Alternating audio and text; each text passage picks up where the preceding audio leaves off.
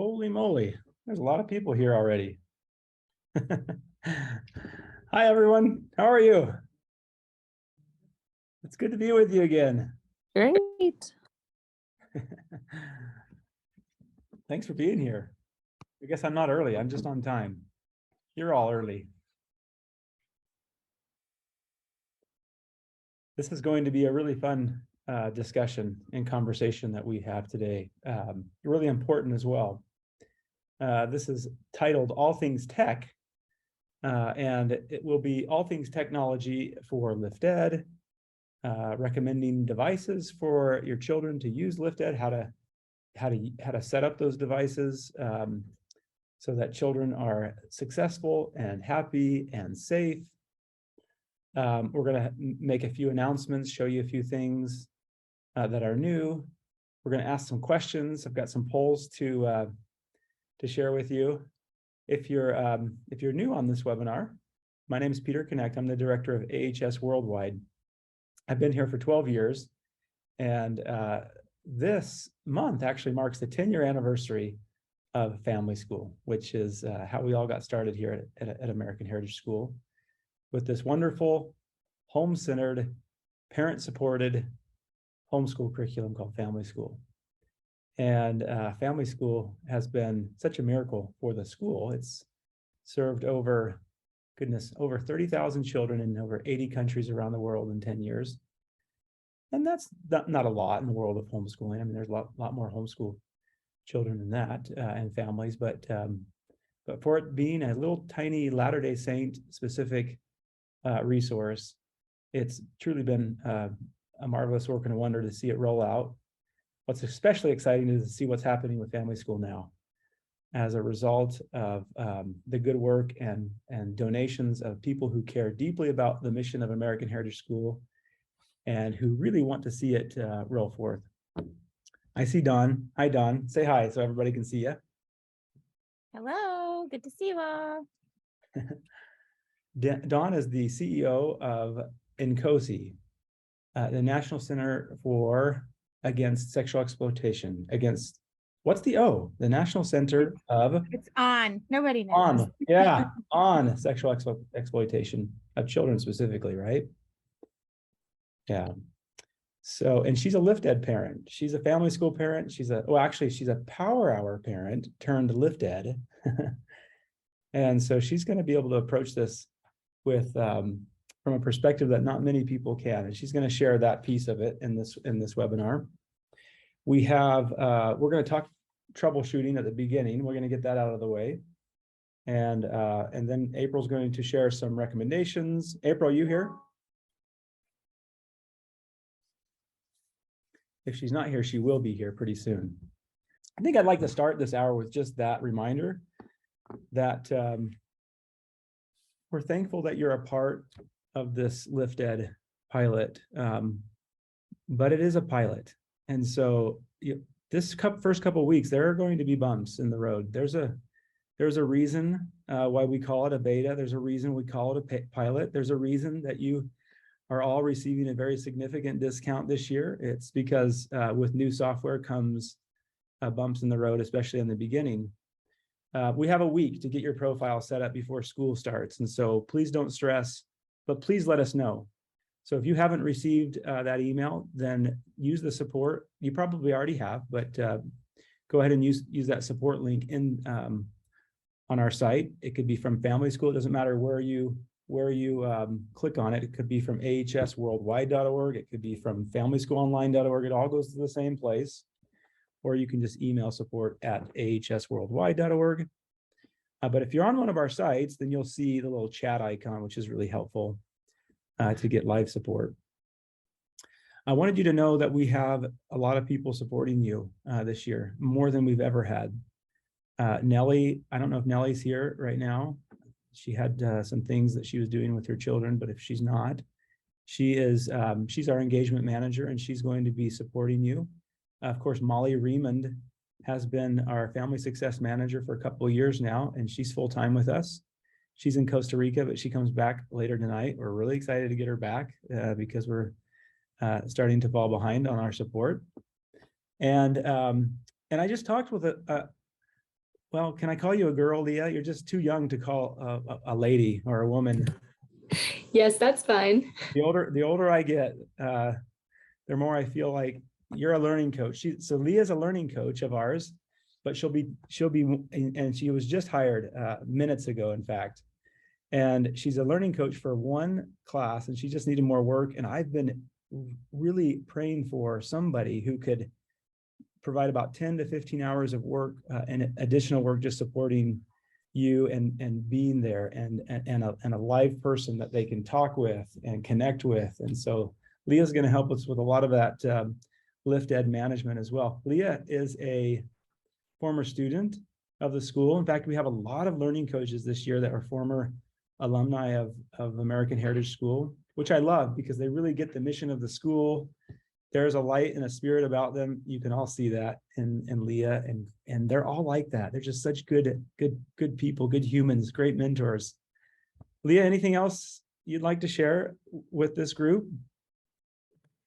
I'm excited to get to know you all, and yeah, excited to learn with you all. She just got married it was an AHS match. We have so many AHS marriages. It's not a big school, and so it's very surprising that we have so many of our alumni that have gotten married to each other. She used to be a Pierce, now she's a Holmes, and I know her married family that she married into really well. They live just a couple blocks from us. So anyway, we're excited to have. You can put your digital hands down now if you want to, or you can leave them up. It's okay, whatever works. Anyway, we're excited to have so much support, but please know that there will be bumps. You've already experienced them. If you haven't received your email, then your email is coming late, but we will get it to you by the end of the day today. Hopefully, we've done this audit. We're doing an audit to find out any accounts that we missed, and if we missed you, then you'll get another email. If you don't get an email today, it's because we sent the email and it's somewhere in your inbox. It's somewhere. But you can still contact us and ask for it again, and we can get that to you. Okay, what's next? Connecting with families in your area. Nellie wanted me to make sure. She said, a lot of you have asked, I want to get to know the families in my area. So in this platform that you're logging into, you've been connected, you've been grouped by geography. Well, that doesn't really help tremendously right now, because if you're not in Utah, then you could still be a few hundred miles away from people in your group, several hundred miles. In fact, we have only two groups on the East Coast, a middle school group and a level 1 and 2 combined group on the East Coast. It's similar on Pacific Coast or Pacific time zone.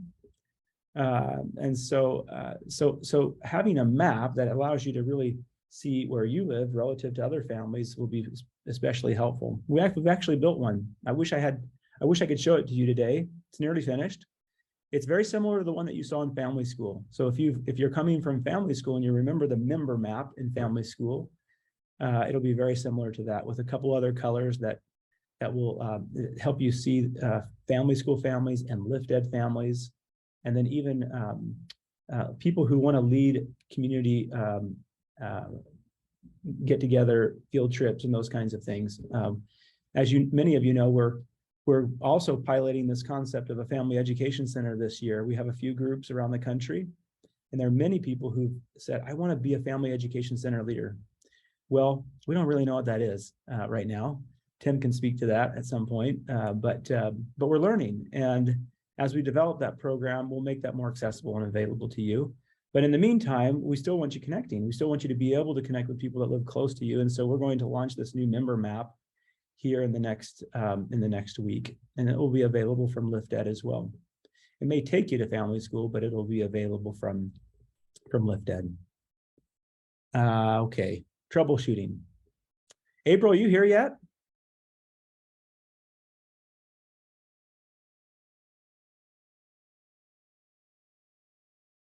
Okay, she's coming, she says. Then we're going to skip to. Can I ask a quick question about people in the area? Sure, yeah. I just wanted you to know, as I got on and today on that profile page, there is a place where it lists all the families.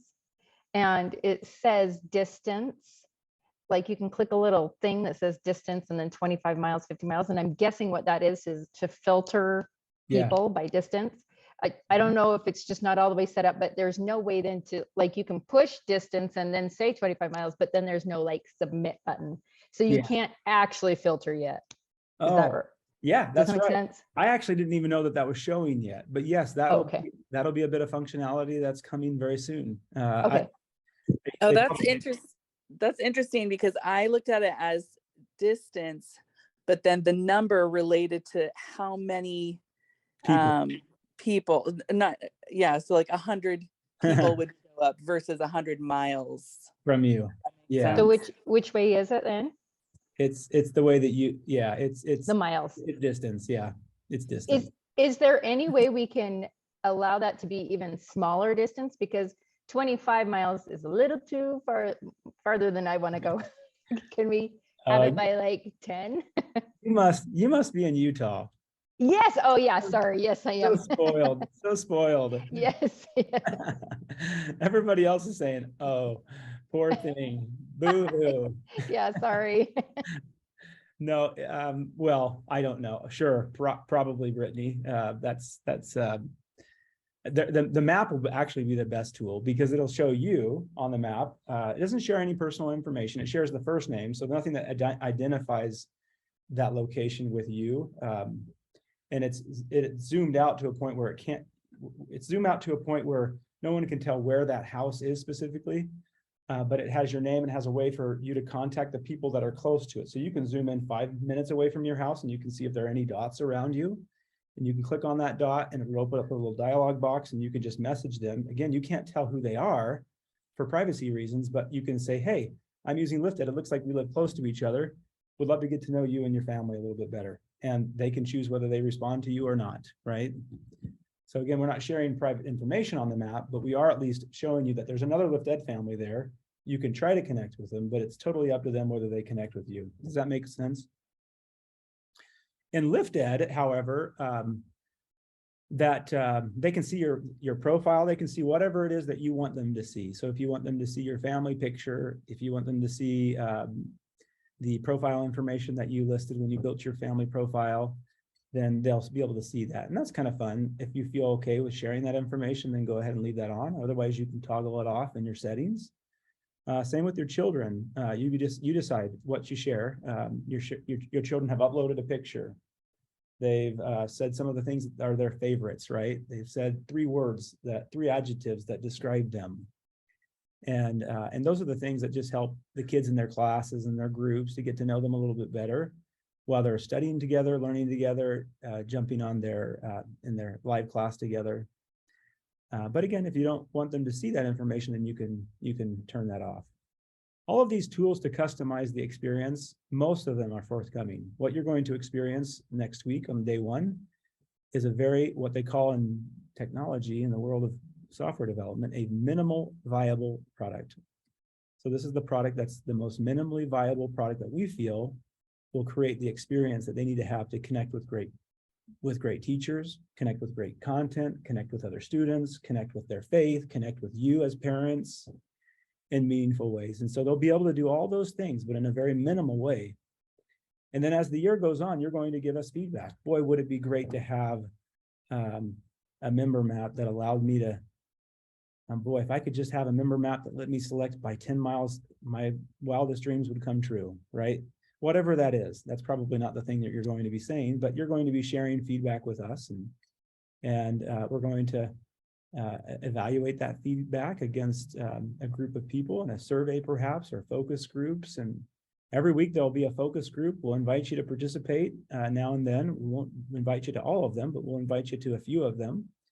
And hopefully enough of you will be able to join us when we have those focus groups, so that we can really laser focus in on discussing one of the features that your children are using or that you've been using. For example, we've been calling it the golden envelope. It's when a student can watch a little video that you've submitted from a prompt that we've texted to you, or from a link that you've clicked on inside the lesson plan prep section in each lesson. And it's a way for parents to share a quick story We'll prompt you with the question. You'll share a story. It'll be in their lesson. The students can hear from you, and we'll explore that in a focus group. How's that working? Are you using it? What's their reaction? How does it connect you as a family? We've actually been talking about what we call that.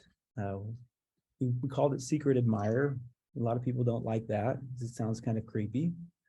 We thought golden envelope, golden mail. And then we started thinking, this is the tool that really connects the hearts of the fathers to the children and the children to the fathers. And so we might call it the Malachi moment of our lesson plan. Should be kind of fun. Or we could call it the Elijah experience. I love alliteration. What do you think, Tim? What do you think? I should have had a poll for this. Okay, raise your digital hand if you think we should call it the Malachi moment.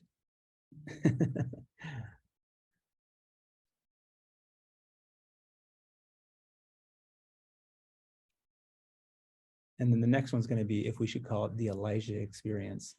Because it technically was Elijah that did it, but it's Malachi who prophesied of it. So they're both connected, right? Could be either. All right. And if you have another idea, you can chat it. And April's here. Okay, good. April, you're here now.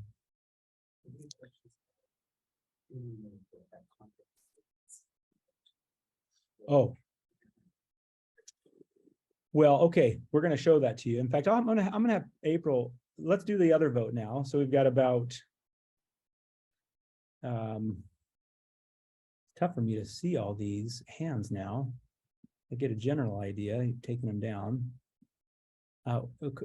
Take down your so man, it's been a while since I've done this.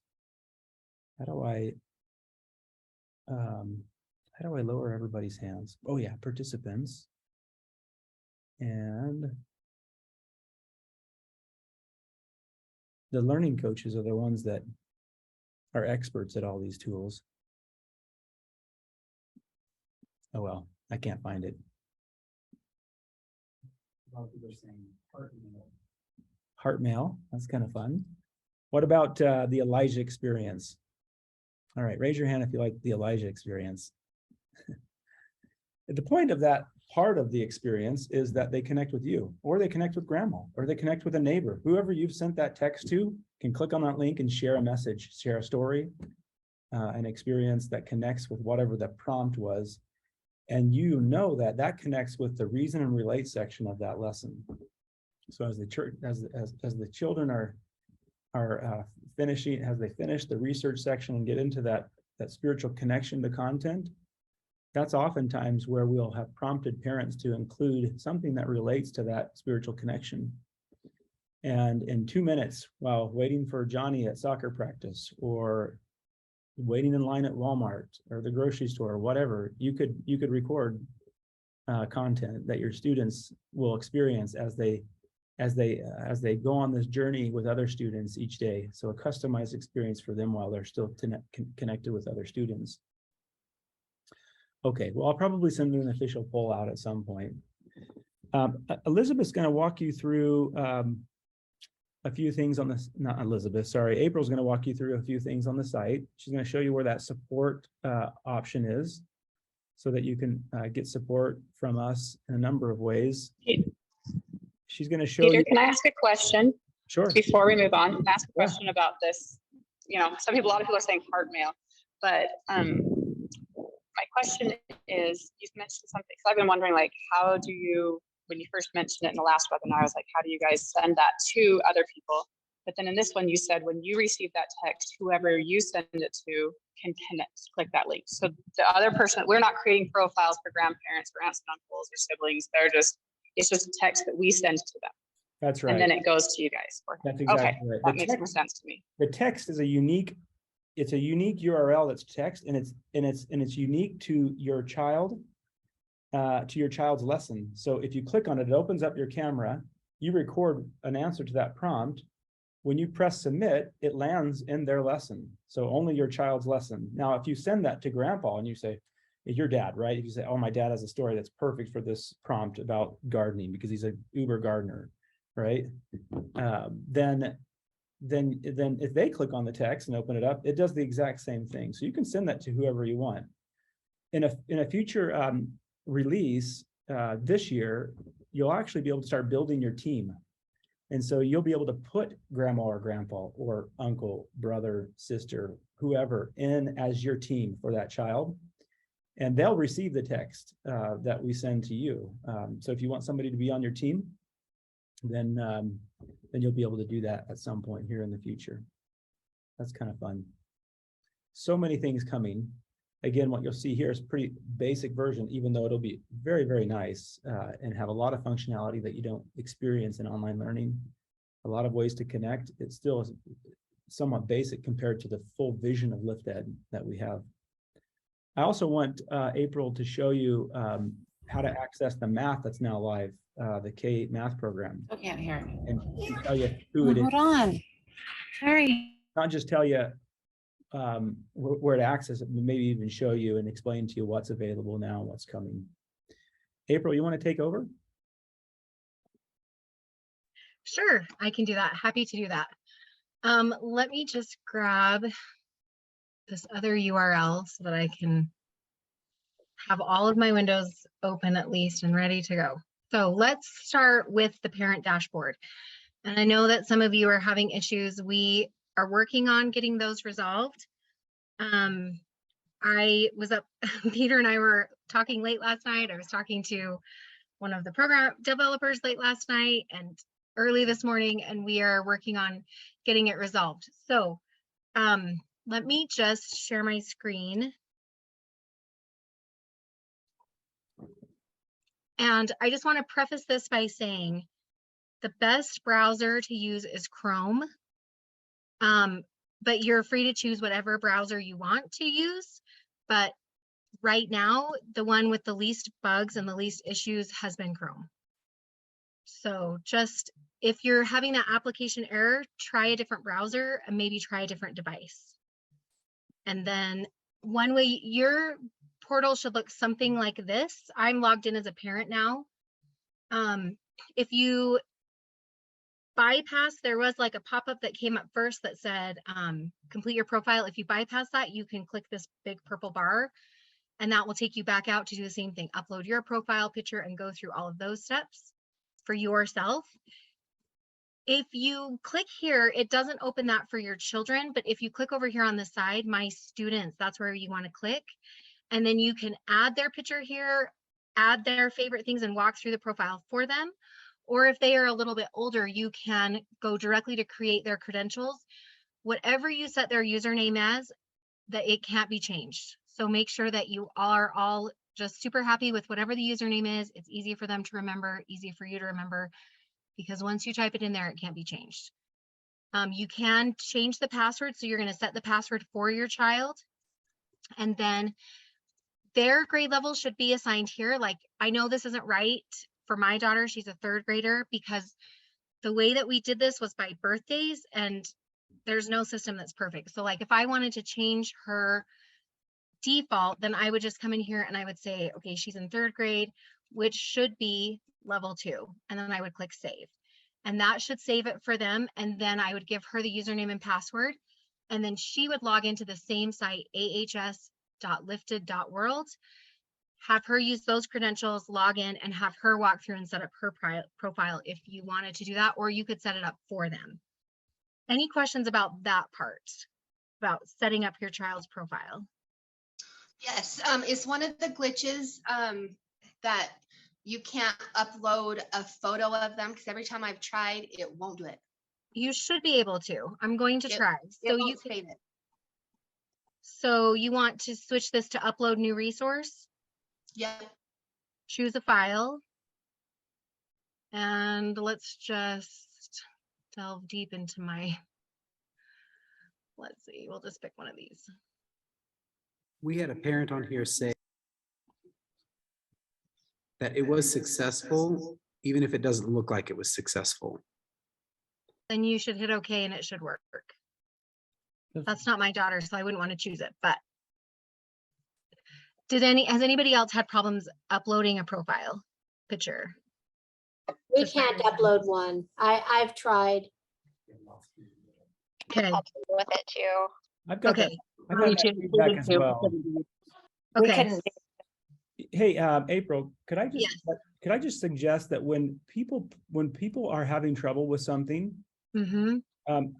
it's very likely that many are, and it's very likely that it's based on some device or some Mhm. browser. And so the only way for us to learn those things is if you tell us when you submit a support ticket, when you're saying, hey, I can't upload Mhm. pictures, don't stop there. Give us more information.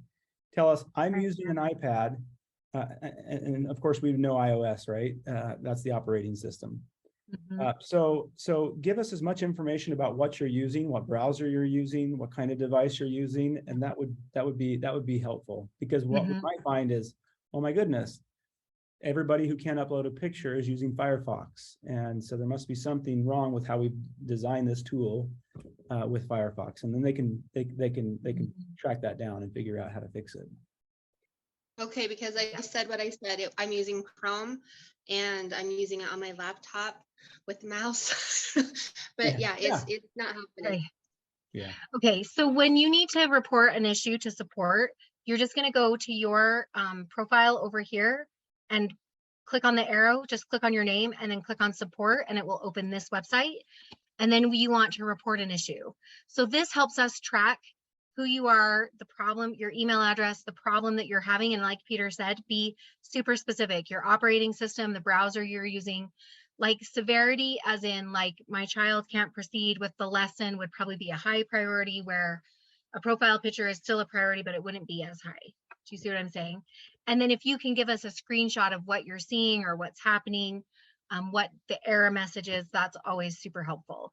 So fill this out and then that will come directly to us so that we can kind of track who's having the issues and how we can get it resolved, because it sounds like not everybody's having the issue.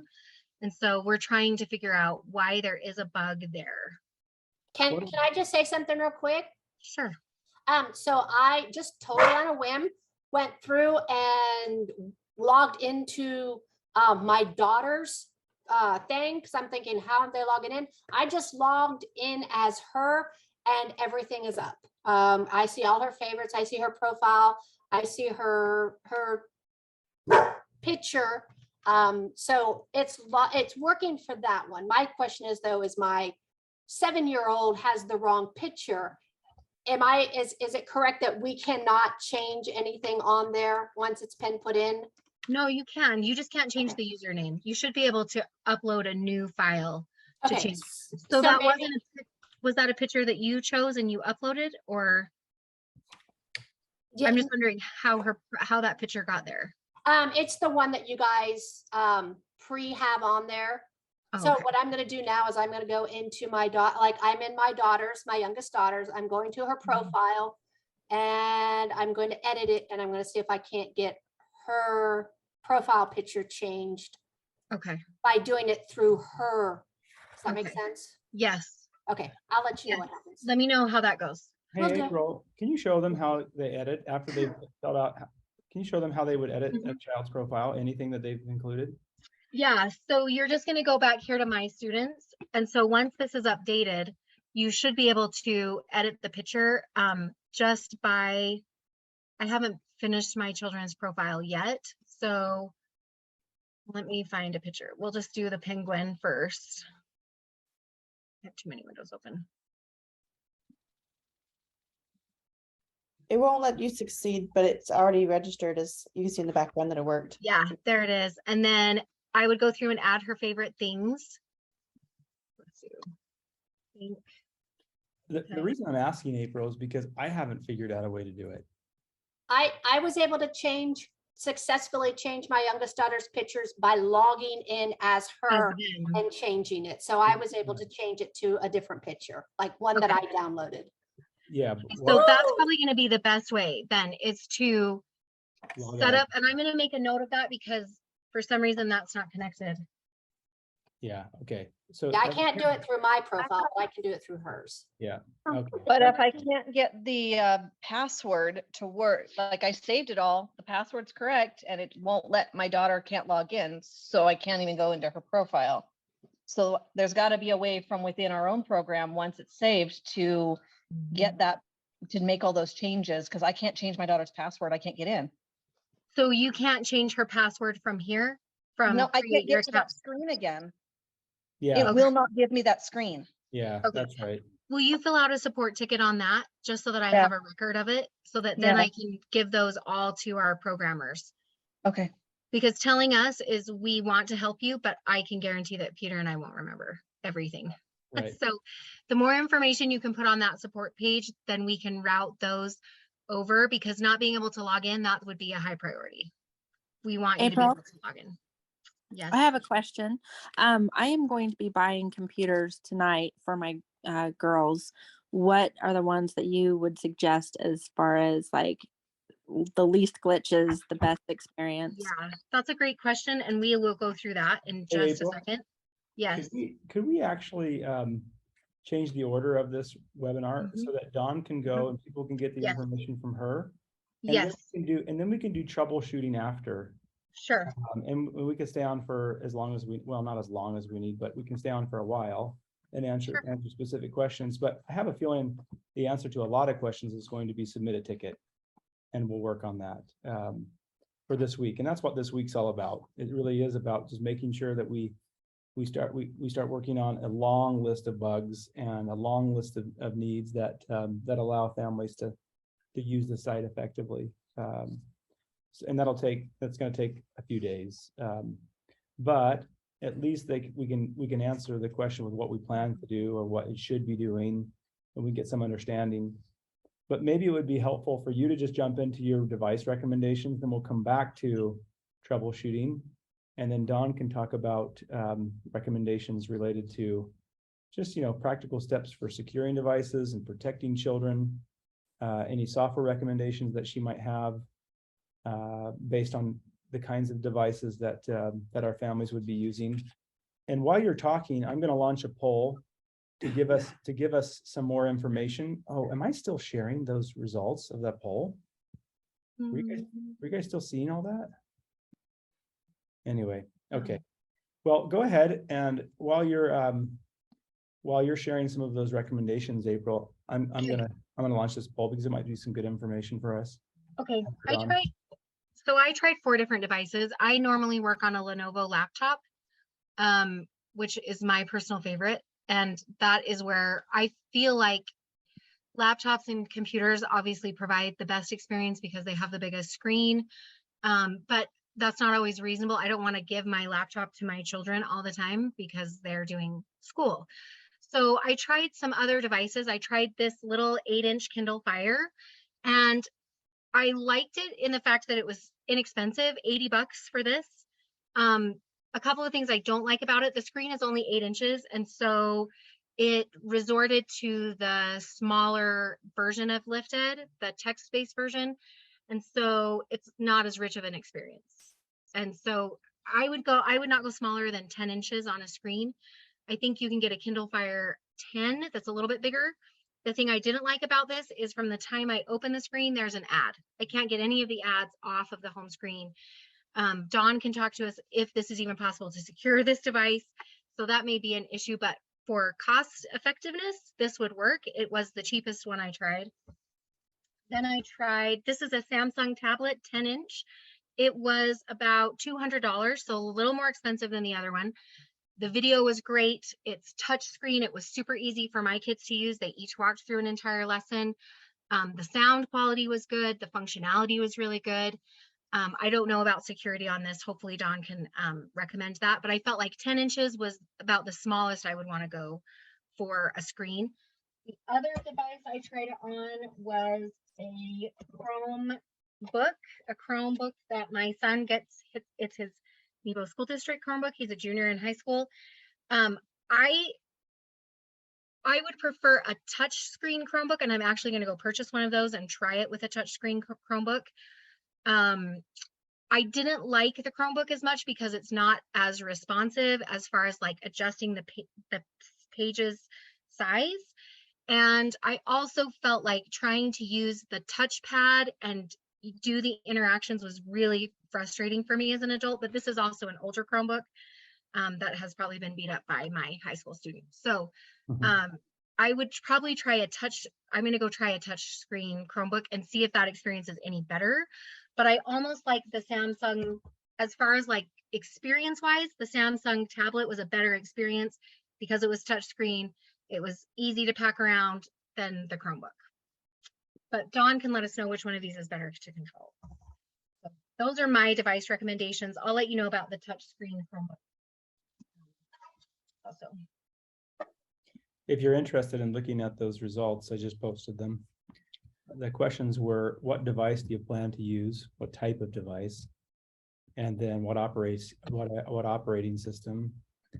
And then what is your preferred browser? That doesn't surprise me, Chrome being the top one there. And Windows with about 57%, Macs and iOS. Those combined are probably the same as about a little bit more than Windows. So really split between Apple operating systems and Windows. And then it looks like laptop is going to be the most common. Laptops and Chromebooks together. It's kind of a, Chromebook is, you know, like a laptop, of course. So laptops or Chromebooks and tablets will represent a large majority, will represent a majority. Yeah. That might be more helpful to Dawn as she's sharing some of her thoughts and ideas. Let's see. Let me look at the notes here. Okay, that's good. That's good. Apparently you can pay more. Somebody just posted you can pay more to have the ads removed from a Kindle Fire. Okay, I want to introduce you again to Dawn. Dawn Hawkins is the CEO of INCOSY, the National Center on Sexual Exploitation. And she spoke recently at a conference that we had. Well, she spoke at the retreat. And so some of you may know her from there. And she has a wealth of information. We talked briefly yesterday about the specific use case of LiftEd and how families would access it. We talked about YouTube specifically and how our content, although not hosted on YouTube, we will link to curated content on YouTube like we have in the past with Power Hour. And so she's going to talk about a couple ways to secure devices that might be common knowledge to some of you, but I think will be helpful information for everyone and helpful reminders at least. Dawn, thank you for being with us, and I'll just turn the time over to you. If you want to share your screen, I've opened that up as well. Sure, thanks, Peter. It's nice to be with all of you. Peter, how much time should I take? You know, I can talk for a really long time or for just a couple minutes. Well, let's 20 to 30 minutes. How about that? Okay. Yeah, unless you don't need that much time. So however long you think. All right, y'all can see this. I'm not really paying attention to the chat, so I'll try to take a look over there.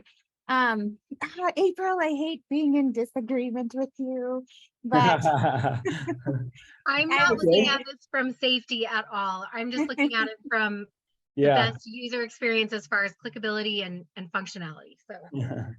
So if you want to use, I'll skip ahead to the devices too, but if you want to use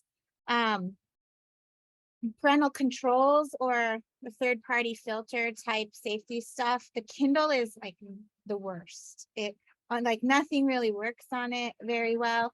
The Kindle does have really good parental controls if you turn off the browser. But if you turn off the browser, you can't use LiftEd. So it then becomes completely obsolete. So use the Kindle for like playing games or reading like online books with the browser disabled, and then the parental controls are good. But it's pretty bad if it's connected to the internet. You can't control much. But I would say the Chromebook is the best. I'll get into a little bit more why, but Google made some massive updates last fall that has just like really like a hop, skip, and a jump, like hugely ahead of Apple right now, especially for devices used for education. Actually, if you get a Chromebook now, and when you first turn it on, you can change the settings and say it's used for education, and all of the settings, a lot of the things that you can use on the Chromebook will automatically be defaulted to safety,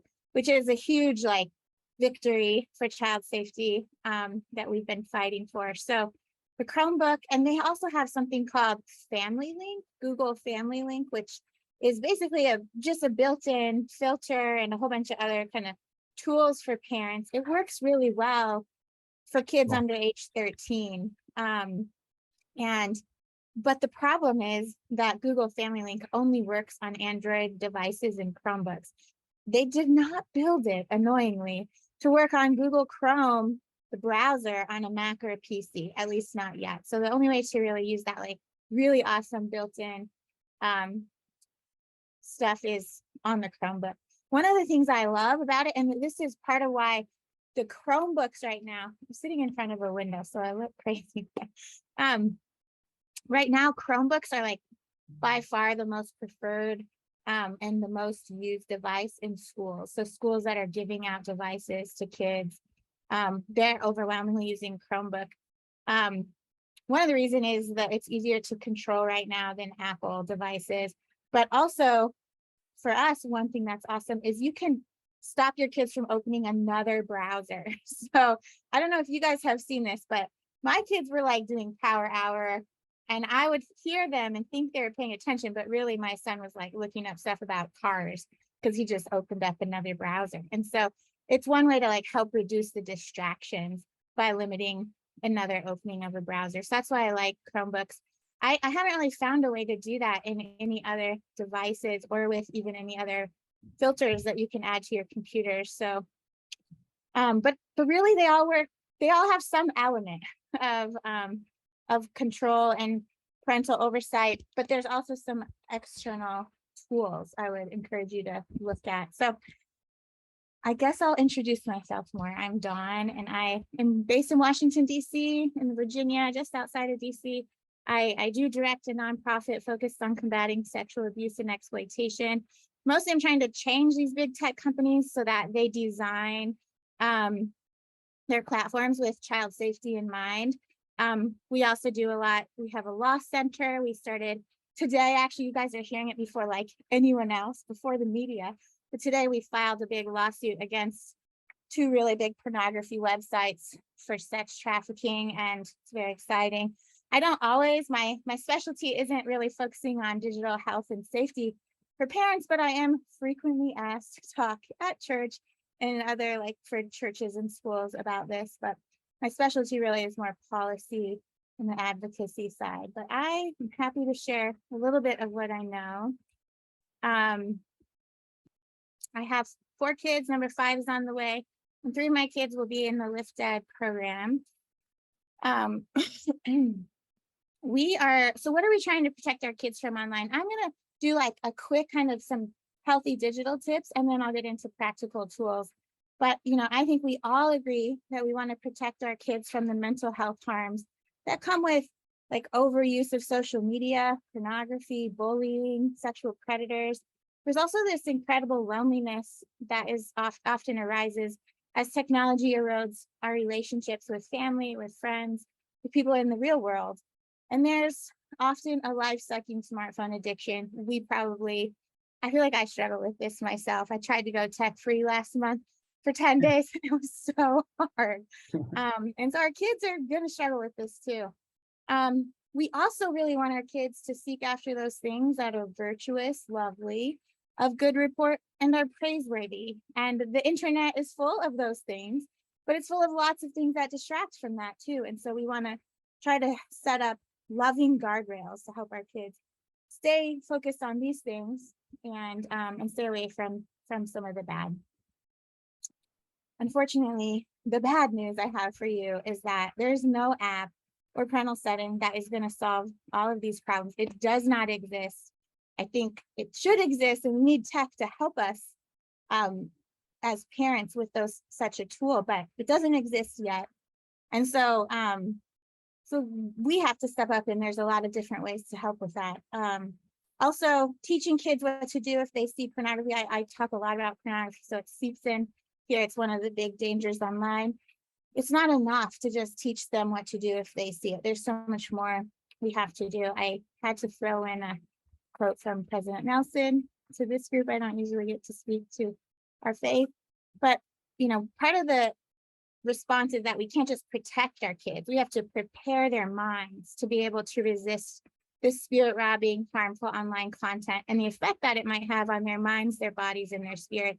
It's just looking at Alma and a comment from President Nelson that the parents might prepare the minds of their children to be sin resistant or pornography resistant also. And so that's, probably part of why you're homeschooling today or this year. I want to share really, I think this is just such a powerful framework.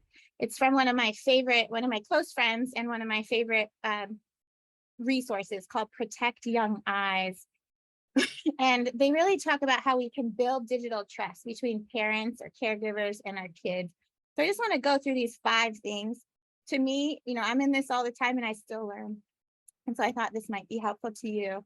But when when we have digital trust between parent and child, that friction is low. I mean, I even just trying to get my 4-year-old to turn off the iPad after I've let him play a game. When I can trust that he'll turn it off and he trusts that I'm actually going to let him play, there's way less fighting and less arguing about it. So here are some ideas for how you can increase the digital trust with your kids. First is kind of the copy me model. Do you want your kids to use technology like you do? And this is damning sometimes. It's a hard question to ask for ourselves. But I'm using my phone sometimes in my bedroom. Do I want my kids to do that? Do I want my kids to mindlessly scroll or spend hours on playing online games? Is your use as a parent, your use of screens, robbing your face-to-face interactions with your kids? This is all really important because they're watching you and they're mimicking what you do. And even if you tell them, do as I say, not as I do, that becomes really complicated and difficult. So take a look at your own use of technology. Another key one, I feel like parents often don't get this, but is to play with them online. Do technology with your kids early and often, do those funny dance videos, listen to music, play video games together, not just letting them by themselves. Watch those annoying videos of cats, it's you don't really want to do it maybe, but when you spend time with those shoulder to shoulder activities, it opens up conversation and connection, and it helps you understand how they're using tech. And often you can see kind of windows into their heart in a way you wouldn't see otherwise. Just like in other things in the real world space, we want to be interested in what they're interested in. Another is to have digital curiosity. It's so easy for us to constantly be lecturing our kids or yelling at them about their use of tech, but we want them to be able to come to us when something horrible happens. And if we're constantly just yelling at them about their use of tech, they will not feel comfortable. So it's hard to be curious, but if we try to adopt, a perspective of being positive and calm and patient, we show curiosity and interest. Ask them, how do you, if your kids are on social media, ask them how to use it. How do you use this feature? Or what YouTube video did you watch recently that you found interesting? Why do you like that game? And just hear about them. And I have found that you can really learn about their heart, what they think about, some of their insecurities. And then they come to you when they're exposed to tough things online. Having conversations, talk about those things that were really awkward to talk about when you were young and probably that no one talked to you about enough. So if you don't really now, kids, even my 4-year-old knows he can just ask Alexa, for the answer. And I don't want them going to Alexa or Google for some of these really in-depth questions that they're having. I want them coming to us. And you want them to know if anything does go wrong online, they can land with you softly. Another key tool, I think, is coaching. Sometimes we think it's like a battle. It's us versus them, but really it should be us together with our kids. If we explain things with them, like why we're putting filters on or why we're turning on controls, why we're not letting them open another browser, what ideas do they have for digital rules in your home? I think they go along often with it, and they're able to internalize and be able to make a lot of those decisions themselves. I would argue that there are some words that we should stay away from. They kind of erase the digital trust that we are trying to build with each other. One is like spying. It doesn't teach our kids how to use tech well if we're spying constantly. That's hard for me because I want to spy and I want to know what they're doing. Well, it's just, but if they feel like you're spying, if you are going to spy, let them know you're looking. It really helps to build trust. The fear, you know, a lot of times we as parents want to just keep our kids away from anything hard. We bubble wrap them from the hard things. But that's not going to prepare them for the digital world that they live in. Now, I'm not saying you should let your kids on at like young ages. There's age appropriate use of technology, and you should, you know, think a lot about what is best for your family. And I'm here to help talk through it here and there with you. But letting fear constantly keep them away from tech is going to be a problem. Control, look, our kids know way more than us. They are going to figure out tech faster than we are. And so if we could try to control, but they're going to get around us. So that often you don't want them to get around you without you knowing. Then there's that like helicopter type of parenting. But if we don't let them venture into tech with loving guardrails, they won't develop digital resiliency. And I'm going to talk about the resiliency part of things. Again, I'm not saying let them have wild access to the internet now. I'm definitely not saying that. But I especially have seen a lot of families in the church who are like, I'm never letting them until they're 18. And I would just encourage you to, you know, be with them with technology so that they can make these mistakes together. Another problem we have as parents, I think, especially in the church, is we just avoid the problem. I think that's the opposite of erasing the digital trust. We do things like we're passive, we're silent, we're ignorant, or we're apathetic. We just hope our kids will make the right choices. We think if we don't bring it up, they're not gonna struggle with this. But I could talk about each one of these for like an hour on its own. So I think we're gonna put some lessons together for Lift Ed in the coming year so that you can delve deeper. But can I jump in there? Peter, go ahead. I really, I'm serious about that, working with Dawn to produce a course, an actual course for parents and for children. That is somewhat of a foundations course that they have to watch, they have to go through before they even start Lift Ed. That help, you know, provide the information that parents and students need in this particular area. I think it would be a wonderful course. How many vote for Dawn coming to our studio here in Vineyard and recording this in person, and it can be an in-cozy course hosted on Lift Ed. How about it? It would be awesome. We were getting a lot of votes in the chat for that, Dawn. I hope this is helpful for all of you. Some of what I'm sharing. But it really could be a course, I guess, is what I'm saying. You could speak about each of these slides at length, and each of those could be one lesson in a course on digital responsibility and citizenship, perhaps, the safety. Yeah. Go ahead. Sorry to cut you off. Yeah. Well, I want to skip because we're running out of time, but you know, one of the things there's so many pieces, but one of the key areas is to create places of security. So let's just read Alma.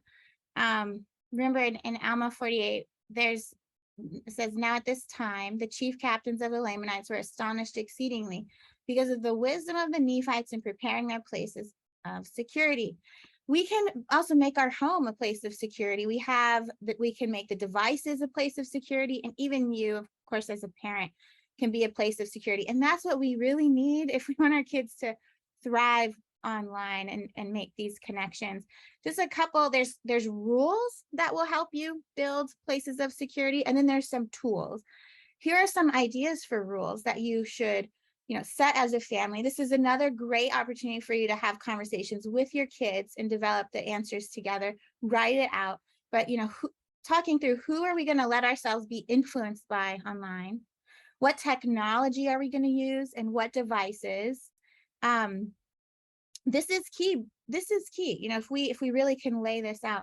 where will I use technology and where will I go online? Even things like, I'm like, okay, I need to check my email right now for an email from Lift Ed, but my goodness, my fingers just go over to Facebook. Like, right? Like, don't you guys do that? I do that. I'm going on for one specific thing, but then I wander somewhere else. We can help our kids and ourselves make a decision. Where am I going? We spend a lot less time wasted online, where in places where we don't really necessarily even want to be. Talking about when will technology be allowed to use, not at the dinner table, maybe not. Like in our house, we have a rule: no tech an hour before bedtime. We want to be screen free an hour before bedtime. Why are you getting on the screen? How can you make the rules more effective? So these are just some ideas to get you started about what the rules might be in your home. And now I'll get into the tools. So there's so many tools. Again, there's unfortunately not one. Nothing is perfect and nothing's going to solve all of your problems, but there are filters, there's monitoring and accountability software. Almost every device and every app that your kids are on have parental controls built in. We finally just got Snapchat to roll out parental controls last week. They're not perfect, but now I think every social media platform has something, at least. There's simplified smartphones, where and what kind of access can they have, and then educating your children about recognition, refusal, and reporting skills. Some of my favorites. So my favorite tools for filtering, I think we can email this to you or feel free to take a picture, but the Griffin is a filter at the router level. You plug it in your home and every device can be connected to it. It's awesome because like I can set filters for myself. I can set a bedtime for myself so the internet goes off on my own phone so I don't keep scrolling till midnight, but my kids' devices, it could go off at 7 when I want it to go off. And then there's Bark or Circle, which are filters at the device level. Bark also has one at the router level, but the device one is so good. It's pretty much just the app that you download, you hook up your kids' devices to it. Bark is my all-time favorite. It's like the best thing on the market right now. Not only does Bark a filter, but it also will set times when your device can be active, different times for different days. You can say, during school hours, they can only be on these kinds of websites, but after that, they can have game time. You get warnings if they go somewhere or they're engaging in discussions that are problematic. It doesn't even just track like explicit material that they might be exposed to, but also like if they're seeing like self-harm content or body image struggles or like hate groups, then you as a parent can get a notification and then you can have a conversation. Bark is so good, especially for the kids that are like preteens and teenagers. Covenant Eyes is a really good accountability tool that's also a filter. It's particularly good if someone's already struggling with pornography. It's good for kids and for adults. My request to you today is, if you don't already, go to Google and turn on the built-in the safe search, and also for YouTube. So I'm going to just show you quick if I can grab my computer. So these are just tools already built in. Here's YouTube. So you log into your YouTube account, you go to your little icon that represents you, and right here below, you can go restricted mode and you turn it on. And it drastically reduces the types of like explicit material or, violent or even like, bad language type videos that will show up just with your kids. And Lift Ed, some of the supplementary material that's coming soon, I think in a month or two, it's going to pull in YouTube videos. And one of the problems with YouTube is after you watch a video, another video will show up and another one. So if you as parents aren't like really paying attention, your kids might just be watching like 5 YouTube videos in a row. If you have restricted mode on, this built-in tool, you can just rest a lot easier. So beg you to turn that on today. And then the other is, is there a tool that allows you to turn that off?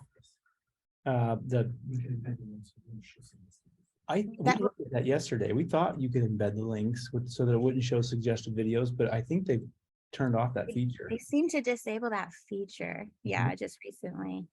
That's annoying. We're gonna be talking with our developers to see if we can develop a tool that does that from LiftEd. Yeah. So that we could do that. But anyway. So quick for just the Google search. I mean, you guys, my son the other day, he was doing a school project and he just decided we have a babysitter. He wants to throw a birthday party for her. So he went to Google and he typed in adult birthday party ideas. Could you imagine what would have shown up?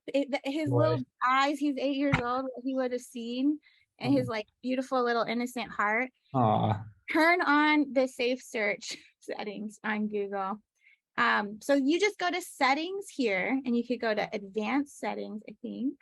Sorry, it's not advanced, it's search settings. And right here, you can go to safe search filters and you can turn it on. Well, you can see I already locked myself, so I can't turn it off.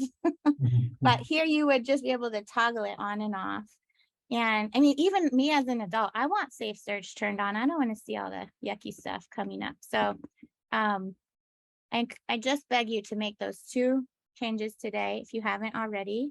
So my favorite devices, I think Chromebooks for school age children is so good right now. Apple is okay. They just rolled out some improved parental controls finally a couple weeks ago.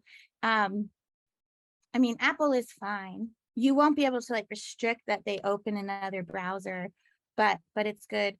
There's about Chromebooks too. There's so many different types of Chromebooks. So yeah, April, the one you used was probably old and one, but there's so many new, like just 40 different types were introduced to the market last year. And that they have a lot that are touchscreen. But the truth is that almost all of the devices and platforms that you'll use have some built-in parental controls. And so the best place to go is my friend's website, protectyoungeyes.com, and they have advice on every single device, like your gaming devices, everything you could think of. They teach you how to use the parental controls. So they'll check that out. And then some awesome tools for having more conversations. I think as homeschool parents, there's this awesome, like brand new curriculum that was just introduced. It's like 5 lessons. You watch videos together and have discussions. It's called Brain Defense. It's for really 8 to 12-year-olds, and it's by Defend Young Minds. There's an app called the Protect app, which just gives you like bite-sized lessons. And it really teaches you like every single app or game or platform your kids are likely using. There's a little lesson about almost every single one of them.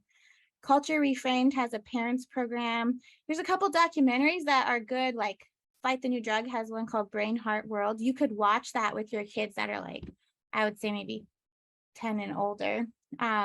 It's good conversations. The Social Dilemma on Netflix. It doesn't get into like the exploitation side of the internet, but a lot of other things our kids are facing in that documentary. A great book to read with your kids, like around ages 6 to 9, is Good Pictures, Bad Pictures. They have a junior version. And Educate and Empower Kids is a website that's run by a woman who's also a member of the church, and they have like a whole bunch of book series for you to read with your kids. These are my go-to websites to keep up on like what's happening online and parent tips. So sharing these with you if you want to take a screenshot of that. And I think you said we could send this, you'll send this to us and we can. Yeah, Peter, I emailed it just before we started, so you feel free to share it with anyone. All right. And so I hope this was helpful a little bit and helps you feel a little bit more equipped for doing school online and moving forward with your kids in safety. I'm here if I can help any further. There's my email. And Peter and I are hoping to develop something for all of you later. So helpful, Dawn. Thank you. So good. Sorry to interrupt. This is being recorded, right? So I can come back and watch, because there's no way I could catch all of this. This is a lot of information. So much good information. You feel a little fire hosed, and she didn't have a lot of time. And I've heard her speak at length on some of these topics, and So hopefully at some point, that's something that we can produce, but it's always changing. You know, this dialogue is always changing. Technology is always changing. And so, so I think, and you all have experiences too. I think this conversation should continue on in the Facebook Lift Ed Facebook group. Would be a great place to continue talking about some of these ideas, because I've been impressed by a lot of the recommendations that I've read in the chat as Don was talking. So much good information. Thank you, Don. Really appreciate all those recommendations. Yes, we're recording this. We'll send a recording out to you so that you can have that. Some of you may not have heard, Don, as I was listening to you this time, I was thinking a lot about this book. I'm sure you've read it. And it was really consistent with Richard Culata's advice in this Digital for Good, Raising Kids to Thrive in an Online World. A lot of the recommendations that I've read in this book are similar to the recommendations. He's also a member of the church, Richard Culata, and talks a lot about the fact that no matter how you slice it, your kids are being raised in a digital world, and we need to help them be successful and to thrive. Avoidance isn't the right strategy. One of the things that I love in the book is how it supports our philosophy here at the school, which is that because we're being raised in a digital world, then we have to figure out a way to use technology and model technology for young people and for young minds in ways that are positive. If children are using technology from a young age, 4 years, 5 years old, maybe it's just a half hour for the little ones, and it grows to an hour and a half or 2 hours as they get older. If they're using technology for good things like learning, then their association with technology is much different than someone's association who's only used technology to socially connect, or to play video games, or to connect with content that's harmful. And we want them to have a positive association with technology because there's so much good in it. There's so much good that we have to derive from it. We have to use it to gather Israel and to prepare our youth to be strong missionaries and to be great teachers and leaders. It's a great resource that we have. And so if at a young age they're learning to use technology in a responsible way, then they'll fare so much better in that time in their life where the storms come, and they've learned and they've seen modeled from parents how to use technology in ways that are responsible, that are safe. So I get a little bit emotional about that, because I think about the way that we were all raised, and we didn't have that. A lot of us came back from missions. A lot of us came back from missions with technology that we didn't even know when we left, and we didn't have parents who talked with us openly. And so modeling for our youth, giving them access to technology, and opening up communication, communication channels is a key to success. I've got 4 boys. All of them have struggled with technology, pornography, those kinds of that kind of access at some point in their life. And I'm so grateful. I'm so grateful that that we've been able to apply good counsel about technology, and they've been able to use technology in good ways, because they've been able to navigate that successfully. Anyway, I hope that gives you Don's words some hope that there is a way to use technology responsibly. There is a way to communicate, and that using it to learn is a good opportunity for them. Do it wisely, like Don says. Don't just throw it at them and expect them to be successful. Put some of these safeguards in place, and they'll be all the better for it when that day comes, when they're tempted to use technology in a way that's not responsible, and they will, each of them at some point. Okay, thank you again, Don. Let's see. April, should we go back to you? Feel free to jump off. We're going longer on this one. I knew we would. we're not too long here, and we'll get back to the troubleshooting. I know that April wanted to show you the math curriculum, just to make sure that you all know where that's at and how to access that, because it's not from LiftEd.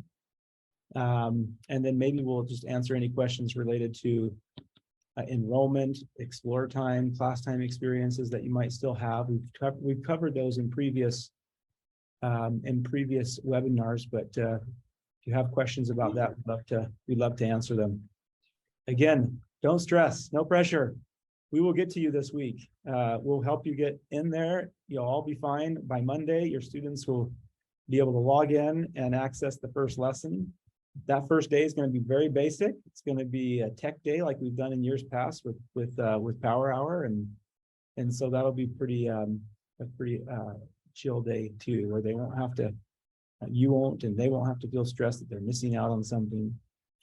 So we'll ease into this this week, and we'll get everybody taken care of. So April, back to you. do classes start on Monday then? Is that what you said? So when on the calendar, it shows that they start on Wednesday, but do they start on Monday? I think so. Isn't that right? I don't think it's right on the calendar right now. They fixed it this morning.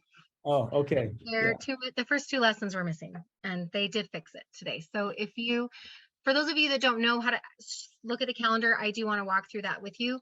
But let me first show you the math. We'll do the math really fast.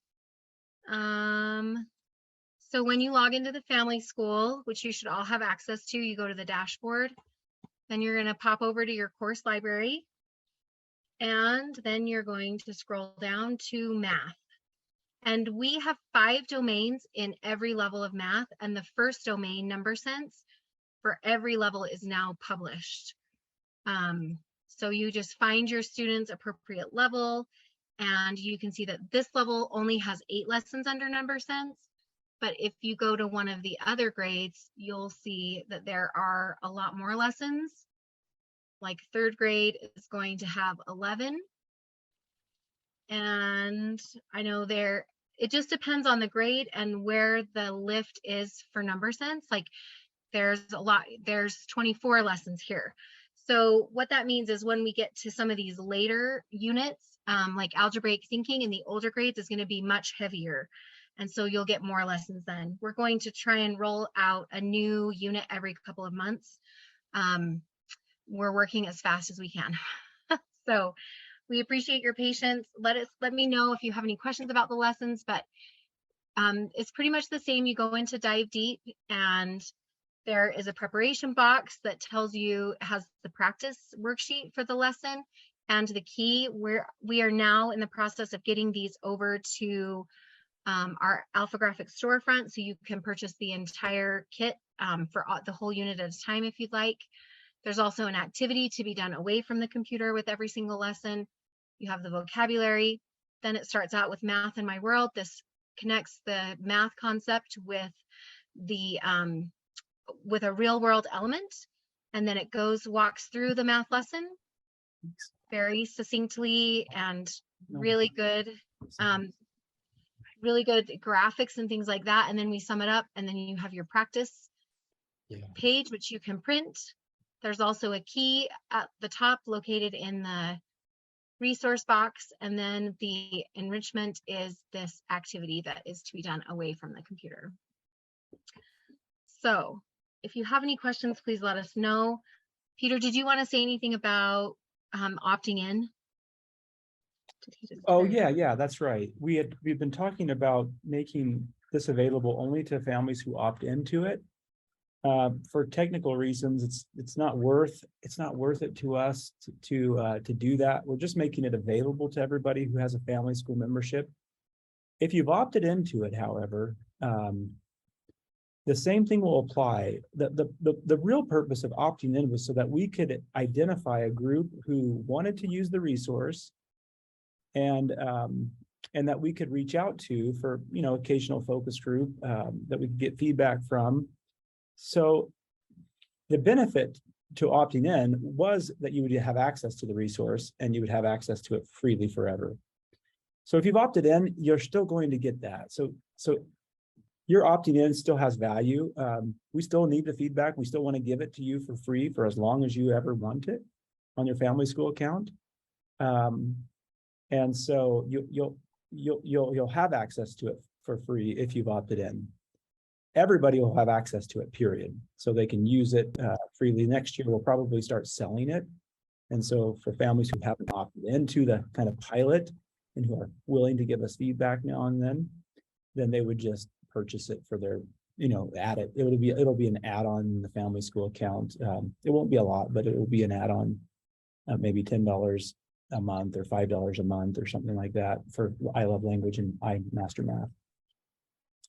So opt in, I guess, is what I'm saying. If you're willing to give us some feedback now and then. We never ask too much with feedback, but we'll send you some surveys and maybe invite you to participate in a focus group or something like that at some point.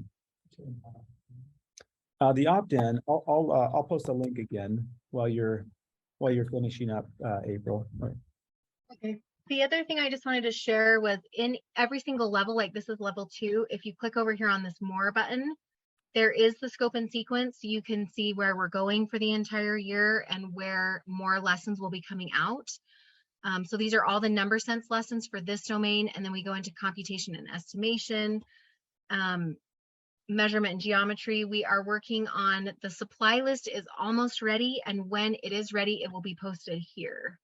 We're going to be continuing to flesh this out, but we wanted to at least get you the lessons to get you started. So more stuff will be put in here. Just keep checking back and watching for that.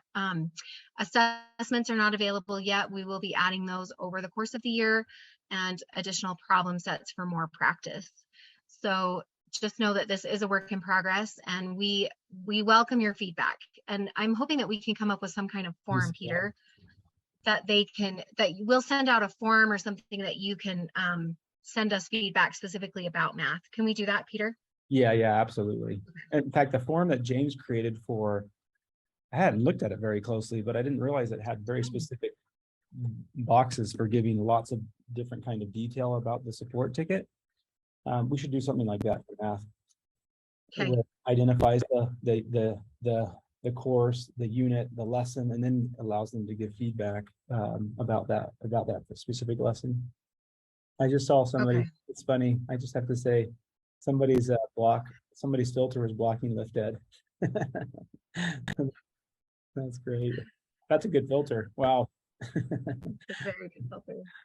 Okay, a couple of things here. I was texting our tech people on the other side, and he said the parent side view of the student profile is not quite ready. That's why you're not seeing it. So once you make updates and changes here, you should go out and check your student's profile page to see if it's there, but give it a minute. I did upload a picture of my youngest daughter and then I logged out and went into her page and I still couldn't see her picture. So I filled out a support ticket to let him know there's still issues. So we are still working these things out. So we appreciate your patience.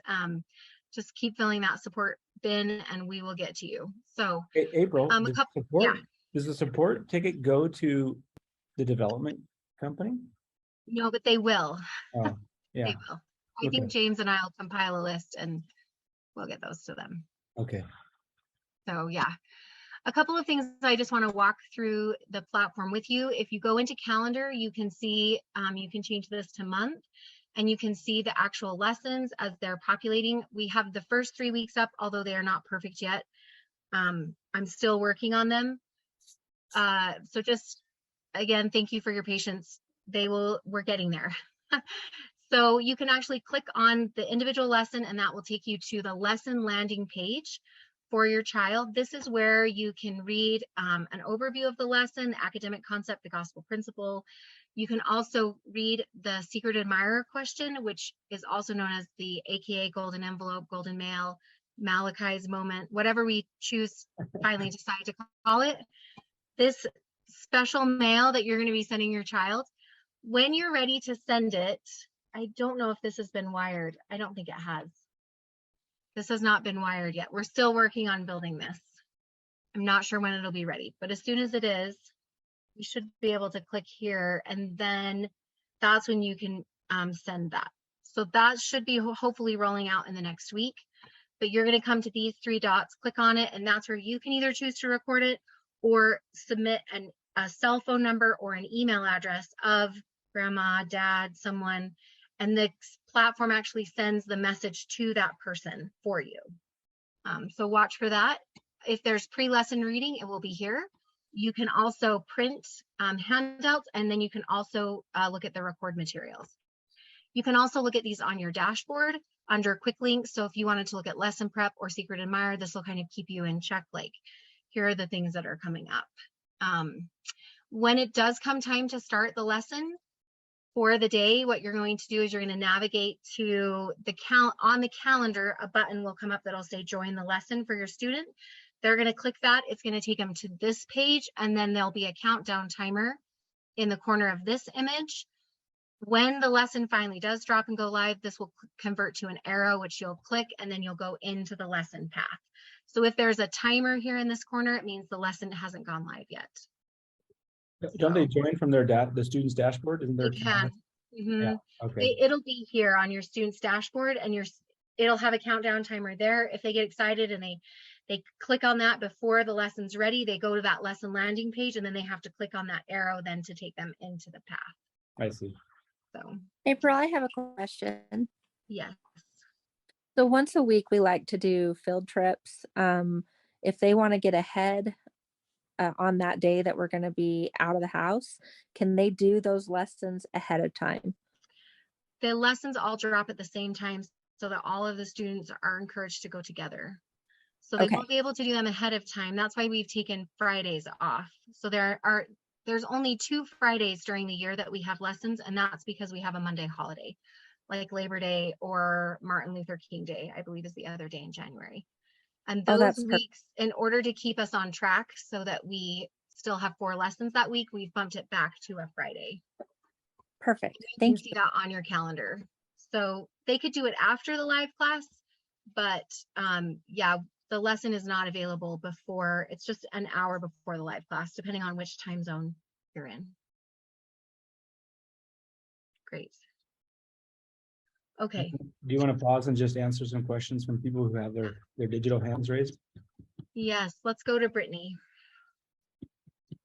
Maybe they don't know their hands raised too. It's possible. I did have my hand raised. I received an email, and I saw on Facebook that maybe everyone did, that sent me to like a Buzz site or something, and I wondered if it was legitimate or if that was spam. Yeah, there was actually a little issue yesterday. I don't know. So, because I got the same thing, and I was actually in a meeting with the developers at that time, and I was like, why are you resending my password? And they were like, what are you talking about? So that actually was them creating all of the accounts in the back end. We use a backend program called Buzz. That's what holds the database and holds all the data. And so that actually shouldn't have gone out. Like, I don't know I'm not exactly sure what happened, why that went out, but it was a little premature. I think they were creating all of your accounts. So it wasn't spam or anything. It was just a little preemptive, like, I don't know exactly what happened, but if you got the email from Peter that had your login information, then you're just totally on track and fine. So you can just ignore I found that one. Thank you. Yeah. Great question.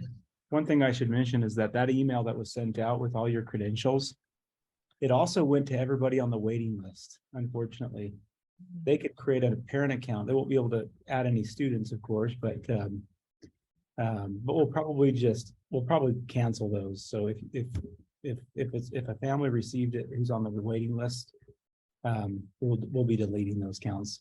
They can go through the same process that everybody else has gone through, of course, but I don't think there are any waiting list families on here anyway. But just in case. So sorry about that. I know I jumped over to Facebook, and I was like, oh no, what's going on? So it was a little bit of a panic, but it all worked out. It was fine. Samantha Madsen, you're next on my screen.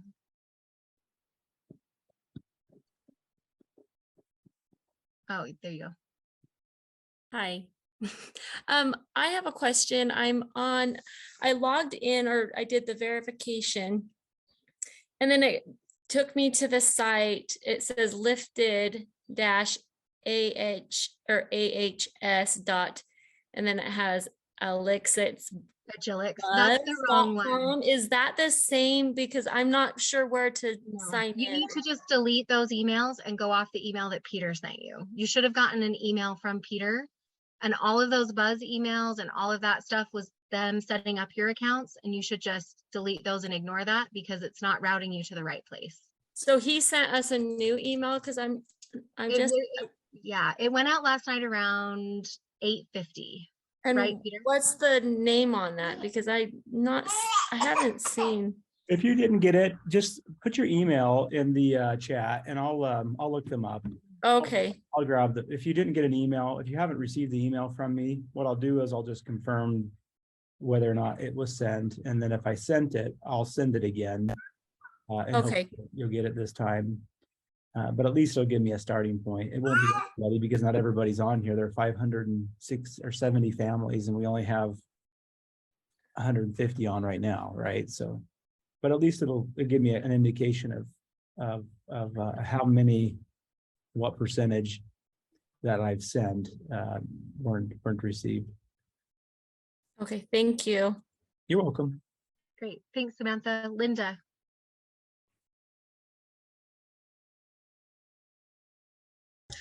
Hi, yeah. So I had a couple of questions. One about the username.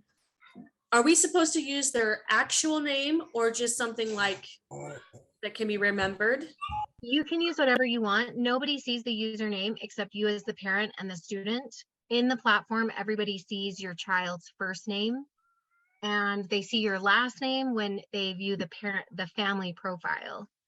So the username is just something that your child will use to log in. So you just choose something they can remember, but once you choose it, we can't change it. That's okay.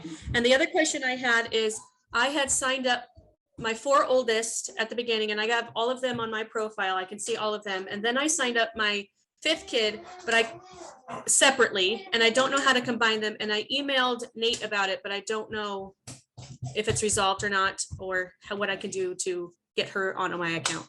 Okay. Did you use the same email address for both? Yes. Yes, I did.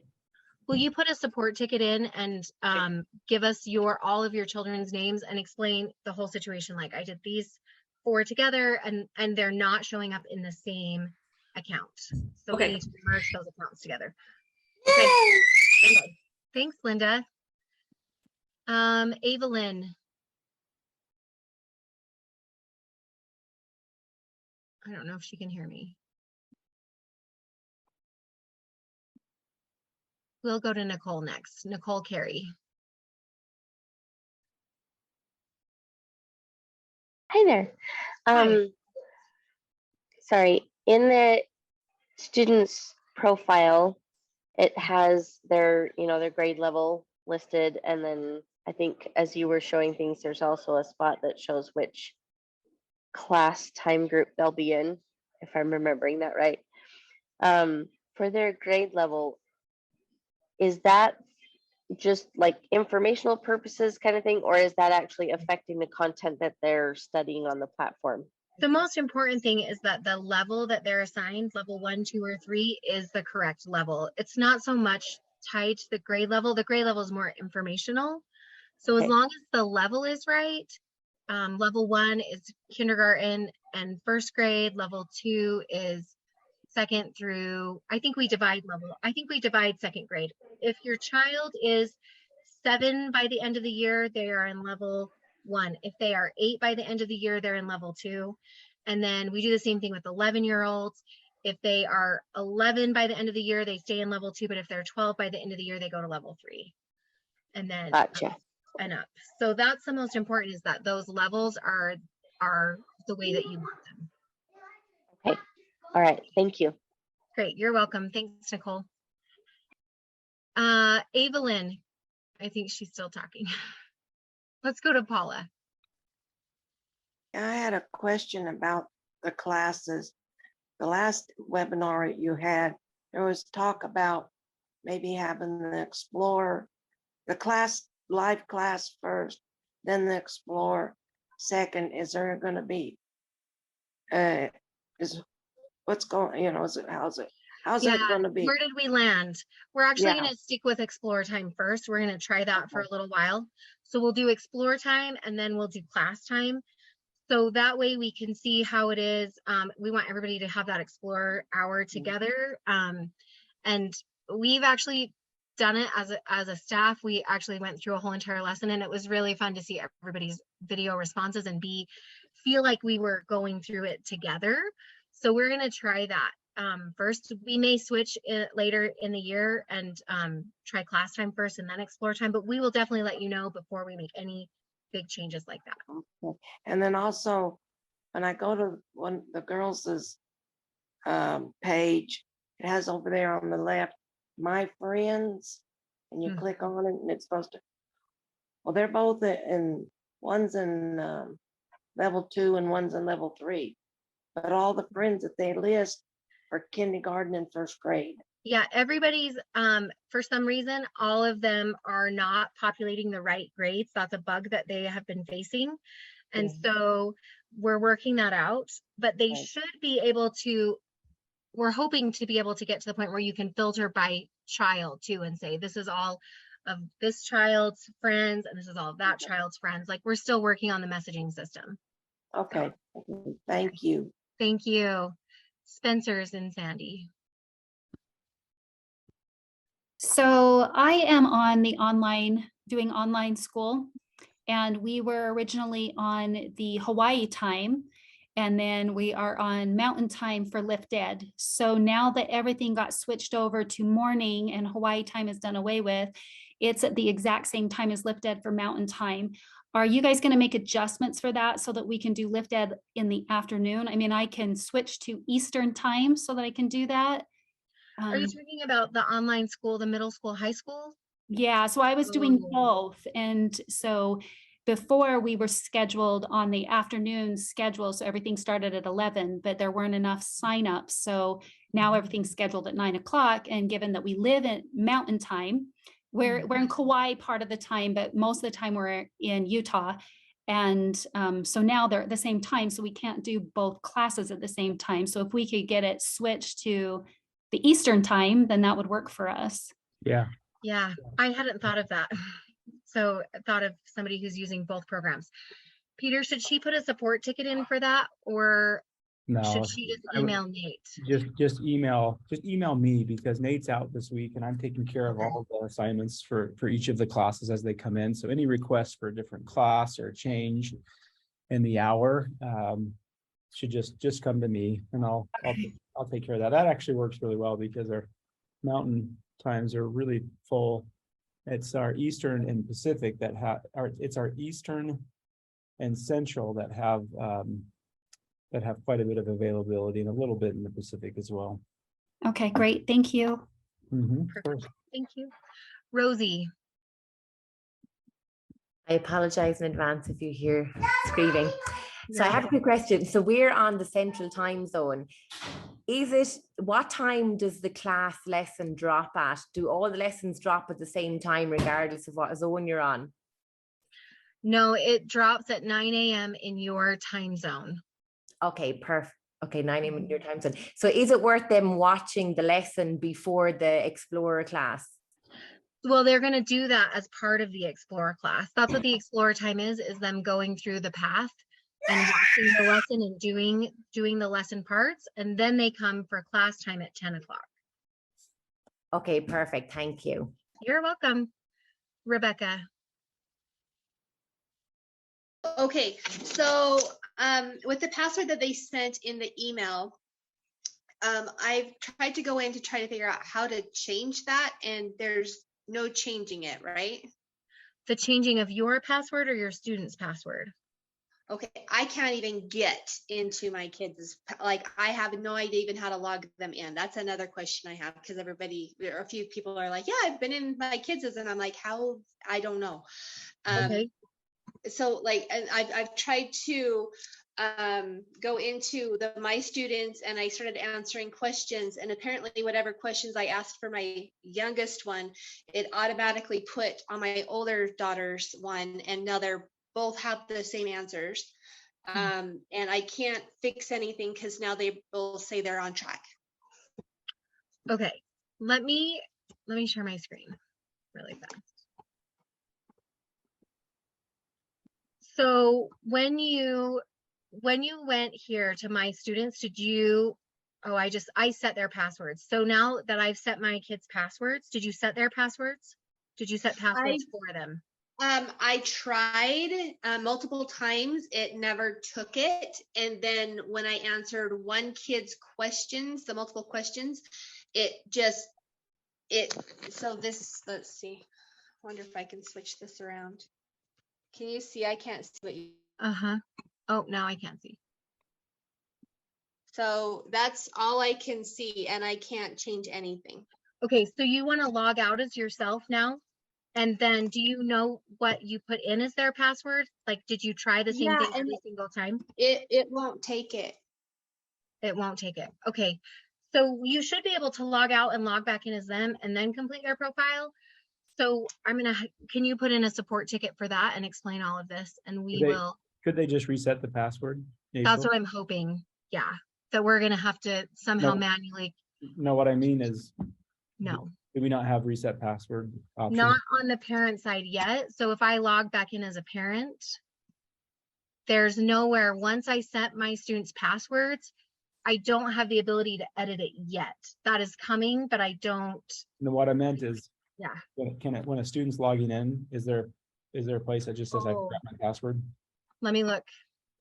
Yes, right here. So then you could just do forgot your password. Yeah, that's what I would have. Well, click on that. I'm just curious what the experience is. So you're gonna attempt to log in as your child and then click forgot my password right here. Okay. So all right. So the only username that I did is their first name. Mm-hmm. And then I did a password. So where would it go if I told it to? It's going to go to your email account because your kid's account is tied to your email. Okay, so when you go to recover your password, you type in your email account. Okay. And then type in your email password, and then it should send you a reset to your email account. Okay, yeah, so it gives me 15 minutes to do it, so that's awesome. Okay, so I'll try this again, but yeah, I am not computer literate. This is so stressful. So I'm like, I know this is a work in progress, but oh boy. Okay, thank you. It's gonna be okay. Right. We're gonna get through. It's all right.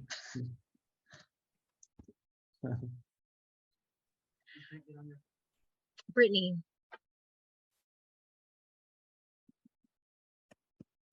Okay, me. Hey, so Lifted has got the two things. Lifted has those 2 hours that they're doing those certain classes, and then we have the option of being part of the family school. Do those link up in Lifted? So, like, do I have to have her log into Lifted for those classes and then log into family school for the other classes like math and language arts? Yes, there's no math or language arts on Lifted this year. So if you choose to do math and language arts, they're only on the family school site. And I log in separately. Mm-hmm. With whatever your family school credentials are. Okay. And create their own profile for the kids. It's just a parent. It's not the children accounts there. Yeah. Oh. In family school, it's just one family account.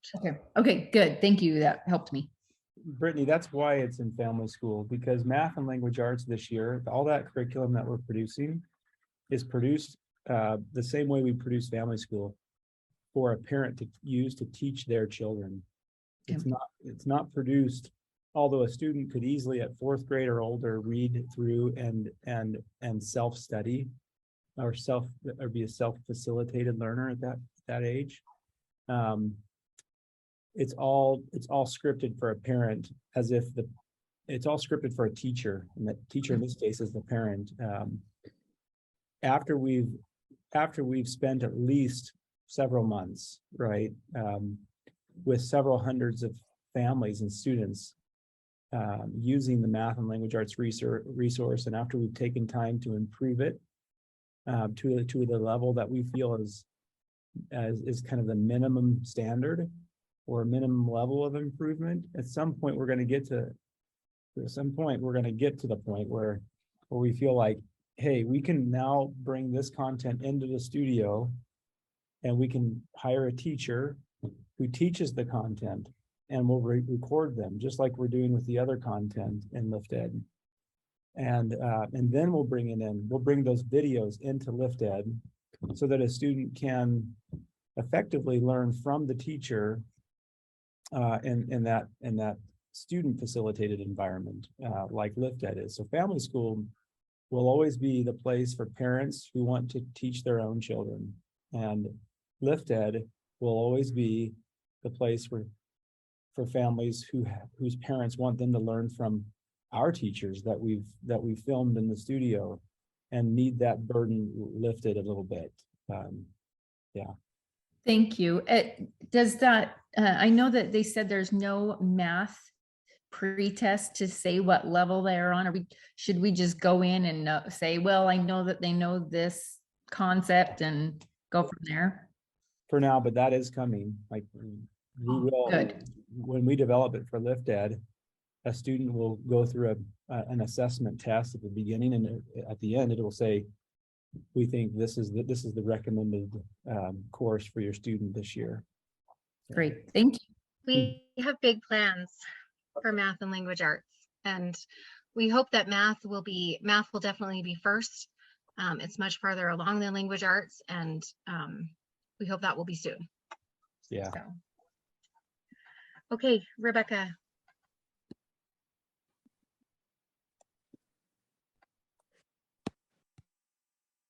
Oh, sorry. I never got my hand off. I'm on my phone. That's okay. Nicole.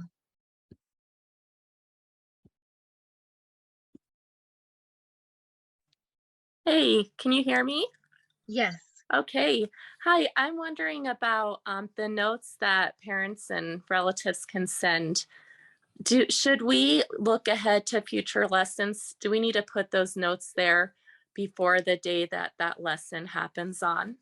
Yes, you're going to need to do it a couple days before, especially if you send it to someone else, because it has to come back into the queue and be approved by you. So I would just give a heads up to whoever you're sending that to. Hey, I'm sending you this link. Can you record a short video and get that right back in? And then you'll be, when everything works exactly how it's supposed to, you'll get a notification that that's come back, and you'll just need to pop into the platform and watch it and approve it so that your child can see it. We just don't have the manpower on our end to approve all of those videos and make sure they are exactly what your child should see. So we're putting that on you to watch it and approve that video to make sure, and it would just be shown for your child. Although I'm thinking as part of the platform, Peter, right? Anything that is submitted, we could use broadly, right? Or no? Sorry, I was working on these emails that everybody. Sorry. Sorry, no, that's my fault. What was the question? As people submit their videos for the golden envelope secret admirer thing, Yeah. is that like, if we find a video response that we really love or they want to share publicly, can we do that? That's something, yeah, I think not this year, but next year that'll be something that we start doing, is giving parents all the content that we're crowdsourcing, giving parents the ability to make that content public by some option when they submit it, or generally across an account. There's a lot of good application. We're also thinking of a way to, with a press of a button, it combines all those files throughout a whole course and stacks them and gives them a download for everything that their parent has submitted, because those become in and of themselves a little bit of a testimony journal of sorts that would be nice to keep in their account in a single place where they can, a child or a parent go back and reference them. Yeah. Okay, perfect. Polly. I just want to tell you guys, thank you so much for all of the work, all of the time, all of the sacrifice. I mean, it just makes me cry that you guys have put so much effort into our kids and everything that you have done. And when my kids saw Coach Pete today, it was like they saw a rock star. They just think the world of you guys. So thank you so much. That's super kind. Tim. Hey, Oh yeah, sorry. I was so choked up about that last comment. Sorry. we're in the same room. Computer Sorry has- about that. Oh, come on.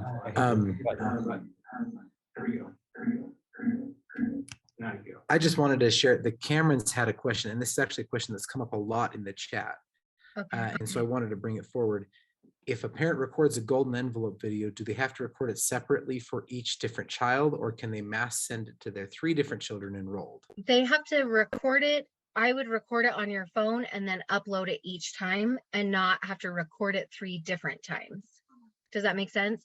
So you should be able to have the option of opening the app and recording directly in the platform or uploading a video. So if you have multiple children, you're answering the same question, then you could just record it once on your phone and upload it 3 times. But do be aware that especially for level 1, we have really changed the verbiage of the questions to match that level and try to make it like a much more simplified. We'd ask a very different question of a level 1 for a level 1 student than we would for a level 3 student. So just make sure you're watching those questions and that you're creating videos that are appropriate for all the different levels. But yes, you could do the same video, just upload it 3 times. Does that answer your question? Okay, Stacy. Okay, so I had a question. I saw or heard somewhere about resources being in a video. And maybe that was just like when they do the live class. I'm just wondering how we can find and make sure that our students have materials that they need. I mean, obviously pencils and papers and whatever, but if they're going to do a project and they needed cups or, paper towel holder or whatever it was, is there some place we can look at that ahead of time? Yep. That is actually on the very first page on your dashboard where it says lesson prep. Let me share that with you. Right here under lesson prep, you can go into the lesson and then down here it would say materials that you would need. Something to make a timeline that can be used all year, string, whiteboard, computer, etc. And then you can look at the next lesson and it would have prep materials here too, paper to make a timeline card. So you can look at it lesson by lesson. We hope to eventually be able to compile that into one for the whole entire unit, but that feature is not available quite yet. But that is one way to look ahead. Okay, perfect. Thank you. Okay. You're welcome. Hannah.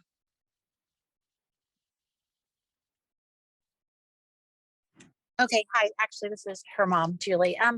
I just wasn't sure. Are they going to be separated into different classes? So when they watch Power Hour, they're looking into a different teacher, a different class. Just trying to figure out as far as their media, having their own laptops and time requirements. They will be divided into different levels according to their grade, or Okay. according to their levels. So if you have and depending on where you live in the country. So if you're back east, I understand that the back east groups are smaller. And so some of those levels they've combined in order to make the class big enough. And I don't know exactly what those combinations are. But like here in the mountain time or in some of the places where we have more kids, the level 3s will be in one group, level 2s will be in one group, and level 1 will be in another group. So depending on what levels your children are in, that will determine if they are in the same Power Hour group or different Power Hour group. Okay, and we're in Central Time Zone. So I have a 7 and a 14-year-old. So I assume they're separate groups. Possibly. And that Nate has put together all of those spreadsheets, and that information will be coming out later this week, hopefully. Okay, and then I do have one more question. We do have a conflict with they have a local class that they do on Mondays, a co-op, and so we missed that doing the lift out in the morning. So is it possible if we prefer to switch to a later time? There isn't a later time to switch to right now, especially in Central Time Zone. Pacific would make you earlier. Yeah, it would have to be, yeah, like I think someone said there was gonna be a Hawaii time, you know, just Yeah, something. in the there's not a afternoon. Hawaii time. The Hawaii time, we didn't have enough people Okay. register for that class, and so that class was canceled. Okay, so the latest would be the Eastern time zone then, and that would be still not late enough, so, okay. Yeah, so they could still do the explore time map, they just wouldn't have, you know, if your conflict is with the class time, they would miss that portion, but they're welcome to do the explore time and do the videos and that actual class anytime after it goes live at 9 o'clock. So you could do that portion later on Mondays. Okay, thank you. Class. Okay. There is still a possibility that we'll have a later hour, at which point we'd probably say, so some of our classes that are especially full, in fact, let me just share, I'm going to share my screen and show you, I'm going to show you something. This is a document that we use to track everybody's accounts. I've actually been looking at each of your emails that were submitted in the chat just to see, did we send an email? If not, did they register? And just in case, you know, somebody thinks they registered and didn't, and in all cases, we either sent an email. In fact, about 60% of those emails, we sent an email last night. So it is in your spam folder or junk folder, and 40% of the cases we didn't. And I'll show you that too, so you can see which ones we did and which ones we didn't. And then one case I saw hadn't registered. So almost in all cases you've registered. So you're in there, so you're fine. This is a summary of the classes. These won't make a lot of sense to you, but you can see in these classes, 60 is about the number, 65 is the number we're kind of shooting for. We said 75, but we're going to keep it a little bit lower than that. And so you can see the availability. Anytime it says M, it's Mountain Time Level 1, Group 1, Mountain Time Level 1, Group 2, Mountain Time Level 2, Group 1. So all these CAT classes are Mountain Time. And so it's really only in our Level 1 classes where we have some decent availability in Mountain Time. At Central Time, we have some spots still, and then Pacific Time Middle School. So this is Pacific Middle, this is Pacific Elementary, this is Eastern Elementary, which is levels 1 and 2, and Eastern Middle. So the elementary class is full, but the middle class isn't in the Eastern Time. And so this is what we use when people are registering now on the wait list. We plug them into a time, usually Central Time. If it's a family that just has one middle schooler or level 3 learner, then we could this can work Eastern Time. But if they're in the Pacific, you know, if they live in California, then that wouldn't work because they would be going at 6 o'clock in the morning. I show you this because as we're going to continue to fill these classes up as people register who have families that fit kind of where they live and what they're looking for, give or take an hour. And then at that point, after we've kind of filled that up, we will very likely open up for waitlist an afternoon class that works really well for Hawaii. And all those on the wait list who want an afternoon hour would also qualify for that. Now we may, in some of these bigger classes, we may invite the students or the parents in those families. We might just send an email to that whole class and just say, hey, if you're interested in an early afternoon hour, then let us know.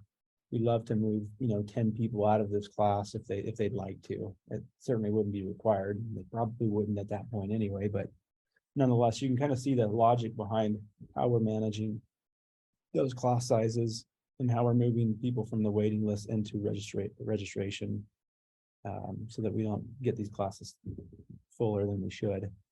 Just so you know, in Power Hour, we had 100 students, but there were never 100 students on. And that's kind of what we suspect this year, is that every student doesn't attend every day. And in many cases, there's multiple students on one screen viewing. And so that's how you can manage. That's how a coach can manage that many students and do very well at it. Anyway, maybe I thought that might be helpful. Thank you. I'm going to share my screen one more time and just show you the file I've been working on. Just for those who are still on, who want to see if there's a 0, if there's an X next to your name, I sent you an email last night. If there's a 0 next to your name, I didn't send you an email, but you have registered. If there's not anything next to your name, it means you haven't yet registered yet. So at least we don't have it in our registration. So there's probably some mix up there with that email. That's exactly right, with that email. So it might be another email that you use, and I haven't gone any further than this. So so ignore these last few that I haven't looked at yet, just to confirm that you have registered. Anyway, if that's helpful, then at least you know what to look for. So again, if there's an X next to your email, you did get an email last night. Just keep looking for it in your junk folder. The title was Lifted Liftoff Begins. So you could search for that title. Yeah, I would just search for that title. And it was from pconnect@ahsworldwide.org. That's the email I used to send to you, so you can search that as well.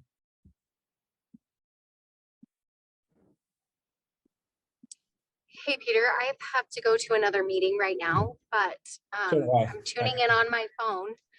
But do we need to, do you have another meeting too right now? Yeah, I do, but we should just do another one of these this week. We should just do another, and it's all devoted to troubleshooting. I probably try to pack all things tech too much into all things tech, and it would probably fare well by just having a troubleshooting hour and a half that people could come just for that. So we'll send out an email invite to you with if you want to join us again for some more troubleshooting if things aren't working for you. Don, you're nice to stay on all this whole time. And yours has been one account that we've had trouble with, right? Sadly. I'm trying to figure this out. You started you started with an email that didn't have the M, and so that threw everything off. And we don't have an admin panel, so we're having to work with our developers on every little change that a user needs until they have an admin panel that we can help our own, right? So that should be soon. But until then, we're kind of working through them to get everything changed that needs to be changed. So don't type your emails in wrong. All right, thanks everybody for being on with us, and we'll see you next time. We'll be connecting often, regularly. Don't feel like you always have to join, but we'd love to have you if you want to be on, and if it's helpful to you. But looking forward to next week. Please fill out those support tickets so that we can try and help you between now and the next webinar as well. All right, we'll see you next time. Thanks everybody. Thanks everyone. Bye-bye.